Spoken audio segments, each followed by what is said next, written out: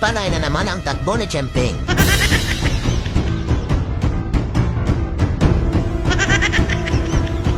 Di niya alam pinapagod lang siya ng mga kasamahan niya.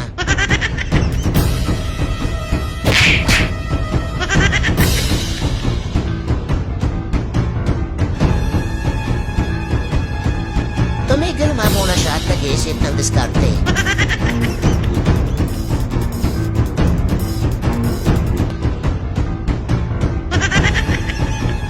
Ayan, wala siyang nabugbog ngayon. At gusto niya na namang paalisin si Natnat dito sa higaan. Tingnan mo at nanuntok pa talaga. Nainis na naman nga siya at kinagat niya na naman si Tao. Mamaya-maya nga oras ng tulog, nandito na naman si Chloe. Ang sama na naman ang tingin niya.